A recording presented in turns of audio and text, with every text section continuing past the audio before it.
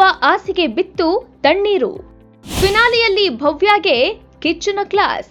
Big Boss season 11ರ finale ರಂಗೇರಿದೆ. ಕನ್ನಡದ ಬಿಗ್ಗೆಸ್ಟ್ ರಿಯಾಲಿಟಿ ಶೋ ಇದಾಗಿತ್ತು. ಈ ಬಾರಿ ಕಪ್ ಗೆಲ್ಲೋರು ಯಾರು ಅನ್ನೋದನ್ನ ನೋಡಲು ಪ್ರೇಕ್ಷಕರು ಕಾಯ್ತಿದ್ದಾರೆ. ಆ ಕ್ಷಣ ಬಂದೇ ಬಿಟ್ಟಿದೆ. 6 ಫೈನಲಿಸ್ಟ್ಗಳಲ್ಲಿ ಬಿಗ್ ಬಾಸ್ ಕಪ್ ಗೆಲ್ಲುವ ಭವ್ಯ ಗೌಡ ಕನಸು ನುಚ್ಚುನೂರಾಗಿದೆ. ಭವ್ಯ ಗೌಡ ಎಲಿಮಿನೇಟ್ ಆಗಿದ್ದಾರೆ. ಅಷ್ಟಕ್ಕೂ ಭವ್ಯ ಗೌಡಗೆ ಸಿಕ್ಕ ಓಟೆಷ್ಟು? ಕೊನೆಯ ಘಳಿಗೆಯಲ್ಲಿ ಬಿಗ್ ಬಾಸ್ ಕಪ್ ಮಿಸ್ ಆಗಿದ್ಯಾಕೆ? ಅದನ್ನ ಹೇಳ್ತೀವಿ.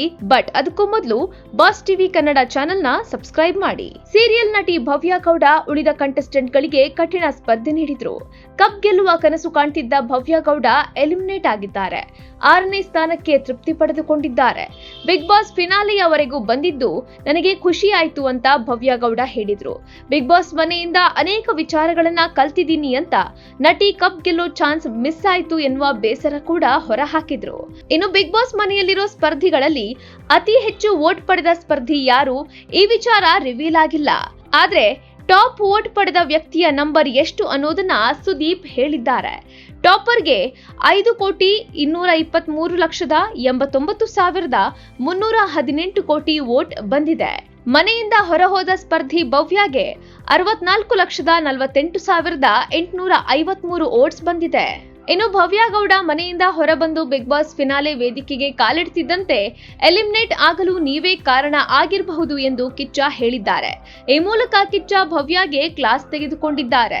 ಸಾಮಾನ್ಯವಾಗಿ ವಾರದ ಅಂತ್ಯದಲ್ಲಿ ಕಿಚ್ಚ ಸುದೀಪ್ ಅವರು ಬಂದಾಗ ಸ್ಪರ್ಧಿಗಳಿಗೆ ಸದಾ ಏನಾದ್ರೊಂದು ಆಕ್ಟಿವಿಟಿ ಮಾಡಿಸ್ತಾರೆ. ಅದೇ ರೀತಿ ಇಂದು ಕೂಡ ಟಾಪ್ ಮತ್ತು ಬಾಟಮ್ ಸ್ಪರ್ಧಿಗಳನ್ನ ಹೇಳಿ ಅಂದಿದ್ರು. ಈ ವೇಳೆ ಭವ್ಯ ಗೌಡ ಅವರ ಹೆಸರನ್ನೇ ಟಾಪ್ ಲಿಸ್ಟ್ ನಲ್ಲಿ ಹೇಳಿಲ್ಲ.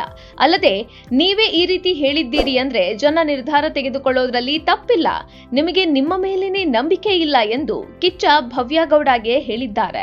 ಅದೇನೇ ಆಗ್ಲಿ, ಬಿಗ್ ಬಾಸ್ ಕ್ಲೈಮ್ಯಾಕ್ಸ್ ಹಂತಕ್ಕೆ ಬಂದಿದ್ದು ಈ ಸಲ ಬಿಗ್ ಬಾಸ್ ಕಪ್ ಗೆಲ್ಲೋದು ಯಾರು ಅನ್ನೋದು ಭಾರಿ ಕುತೂಹಲ ಸೃಷ್ಟಿಸಿದೆ. Bureau report, boss TV Kannada.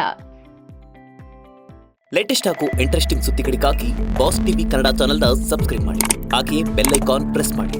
ಇದರ ಜೊತೆಗೆ ಫೇಸ್ಬುಕ್, ಇನ್ಸ್ಟಾಗ್ರಾಮ್, ಎಕ್ಸ್ ನಲ್ಲೂ ಮಿಸ್ ಮಾಡದೆ ಫಾಲೋ ಮಾಡಿ.